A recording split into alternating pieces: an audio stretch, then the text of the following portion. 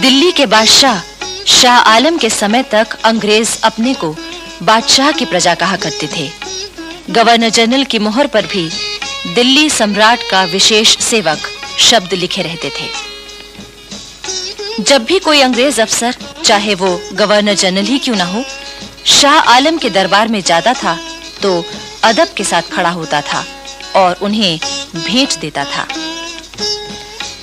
सन 1785 में महाराजा माधोराव सिंधिया ने दिल्ली पर अपना प्रभाव जमा लिया था।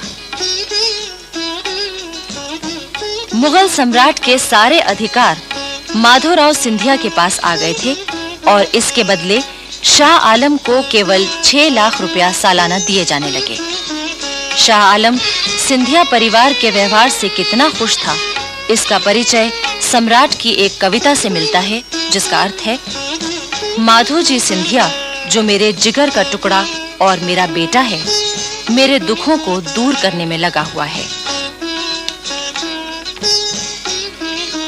कंपनी के जनरल मार्क्विस वेलेस्ली ने फूट डालकर अपना काम निकालने की नीति में अब तक काफी सफलता पाई थी। यहाँ भी उसने यही किया।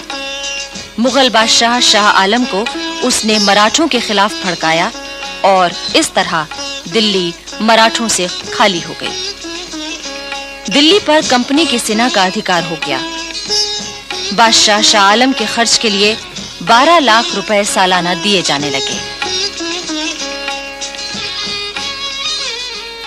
उधर अवध में अंग्रेजों ने नवाब वजीर अली को कैद करके बनारस भेज दिया और उसकी जगह सादत अली को नवाब बना दिया।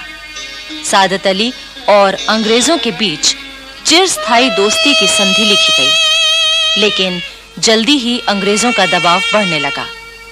सादत अली के सभी अधिकार और आमदनी के जरिए छीने जाने लगे। नवाब सादत अली ने कंपनी के रेजिडेंट मिस्टर स्टॉक के जरिए जनरल वेलेस्ली को एक पत्र भेजा, जिसमें कहा गया था कि कंपनी सरकार अपनी ही शर्तों को तोड़ रही है। लेकिन वेलेस्ली ने कहा, नवाब का यह खत इतने गुस्ताखी भरे शब्दों में लिखा हुआ है कि मैं इसे लेने से इनकार करता हूँ। यह खत नवाब को वापस कर दिया जाए और अगर नवाब ने फिर भी इसी तरह अंग्रेज सरकार की इंसाफ पसंदी और ईमानदारी पर शक जाहिर किया तो उसे सजा दी जाएगी। अंग्रेज चाहते थे कि किसी तरह मराठों को कमजोर कर दिया जाए। महाराजा दौलत राव सिंधिया और जसवंत राव होलकर 2 ऐसे वीर थे जो उनकी आंख का कांटा बने हुए थे। अंग्रेजों ने जब इन दोनों के खिलाफ चालें चली तो ये दोनों एक हो गए। इस पर अंग्रेज घबरा गए। उन्होंने पहले दौलत राव सिंधिया से संधि की और ताप्ती और चंबल के बीच में सिंधिया ने जो इलाका जीता था वो उनका ही मान लिया गया। चंबल नदी महाराज सिंधिया के राज्य की सीमा मान ली गई। इसी तरह जसवंत राव होलकर से भी संधि कर ली गई। ताप्ती और गोदावरी के दक्षिण का सारा इलाका होलकर को वापस दे दिया गया। दक्षिण भारत में एक वीर जाति थी, पिंडारी। अंग्रेज इतिहास लेखकों ने वीर पिंडारियों के चरित्र पर अनेक झूठे इल्जाम लगाए और उन्हें डाकू और लुटेरा कहकर बदनाम किया है। लेकिन सच्चाई ये है कि पिंडारी दक्षिण भारत की एक पठान जाति थी। पिंडारी दक्षिण भारत के राजाओं की सेवा में सवार हुआ करते थे। इनके पास अपने घोड़े होते थे। नसरू खां पिंडारी शिवाजी का एक विश्वस्त जमादार था। होलकर और सिंधिया की सेनाओं में भी हजारों पिंडारी योद्धा और सरदार मौजूद थे। हीरा खां पिंडारी और बुरान खां पिंडारी माधो जी सिंधिया के 2 विश्वस्त और योग्य सेनापति थे। दौलत राव सिंधिया की सेना में भी सरदार चीतू खां और करीम खां पिंडारी थे, जिन्हें नवाब की उपाधि मिली हुई थी। होलकर राज्य में रहने वाले पिंडारी होलकर शाही और सिंधिया के राज्य में रहने वाले सिंधिया शाही कहलाते थे।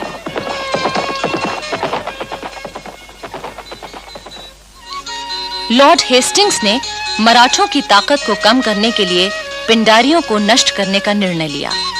अंग्रेजों ने उन्हें लुटेरा और डाकू कहा, उनमें फूट फैला दी और इस तरह आपसी झगड़ों में उलझाकर उन्हें खत्म कर दिया गया।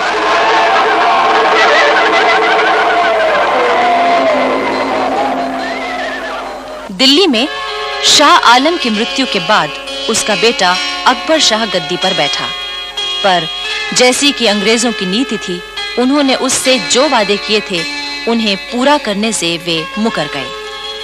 अकबर शाह ने अपनी शिकायतों को इंग्लैंड के दरबार में पहुंचाने के लिए राजा राम मोहन रॉय को भेजा, पर वहां उनकी कोई सुनवाई नहीं हुई। अंग्रेजों का प्रभाव बराबर बढ़ रहा था। कंपनी ने मार्क्वेस ऑफ हेस्टिंग्स को कंपनी का गवर्नर जनरल नियुक्त किया। उसने अपना पद संभालने के बाद एक नया काम शुरू किया, भारत के उद्योग धंधों को नष्ट करना और भारत के धन से इंग्लिस्तान के उद्योग धंधों को बढ़ाना। ब्रिटिश पार्लियामेंट ने एक एक्ट पास किया जिसमें कहा गया था कि इंग्लिस्तान का बना हुआ माल भारतवासियों के सिर मढ़ा जाए और भारत के प्राचीन उद्योग धंधों का नाश किया जाए।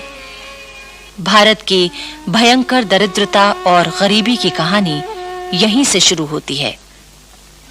सूरत में बनने वाले कपड़े और जुलाहों के साथ क्या होता था, उसका हाल एक अंग्रेज लेखक रिचर्ड्स ने लिखा है। अब तुम ये कपड़ा सिर्फ हमको बेचेगा, कंपनी का रेजिडेंट व्यापारी ही इसको खरीदेगा, हम इसकी चौकी में देगा, वही तुम्हें लेना पड़ेगा। नहीं, हम तुमको नहीं बेचेंगे। इस कपड़े के हमको बहुत दाम मिलते हैं। तुम 10 रुपए का माल 1 रुपए में खरीदते हो। क्या बोला? कंपनी के खिलाफ बोलता? नहीं बेचूंगा कपड़ा, नहीं बेचूंगा कपड़ा। मैं अपना धंधा छोड़ दूंगा, लेकिन कंपनी को कपड़ा नहीं दूंगा। जुलाहों से इतनी जबरदस्ती की जाती थी, इतनी सजाएं दी जाती थीं कि न जाने कितने जुलाहों ने अपना पेशा छोड़ दिया, पर उन्हें पेशा छोड़ने से भी रोका जाता था। बंगाल में भी इसी तरह के जुल्म जुलाहों पर हो रहे थे, मगर वे उतना काम नहीं कर पाते थे जितना कंपनी के गुमाश्ते जबरदस्ती उन पर मर देते थे। इसीलिए उनका माल असबाब लेकर भी उसी जगह नीलाम कर दिया जाता था। कच्चे रेशम के धागे लपेटने वालों पर इतना जुल्म किया जाता था कि कई जुलाहों ने उन जुल्मों से तंग आकर हाथों के अंगूठे तक काट दिए, जिससे रेशम का धागा न बनाना पड़े। धीरे-धीरे भारत का कागज उद्योग, चीनी उद्योग, भारतीय जहाजरानी, लोहा उद्योग आदि सभी नष्ट कर दिए गए। ईस्ट इंडिया कंपनी और अंग्रेज सरकार की कोशिशों का ये फल निकला कि भारत संसार का एक गरीब देश बन गया। भारत के प्राचीन उद्योग केवल इतिहास की बात बनकर रह गए।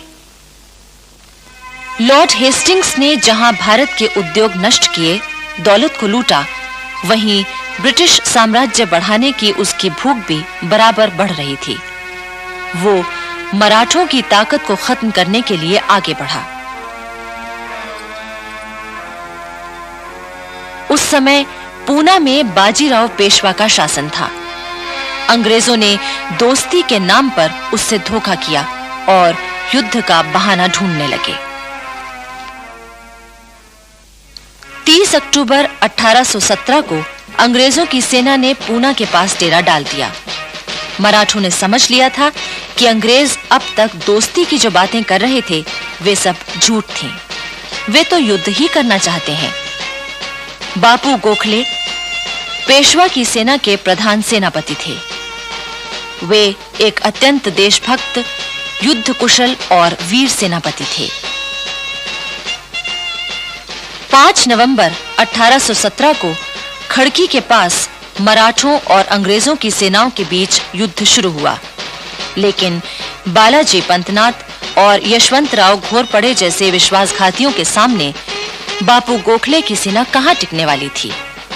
बापू गोखले अंत समय तक अंग्रेजों से मुकाबला करते रहे और वीर गति को प्राप्त हुए।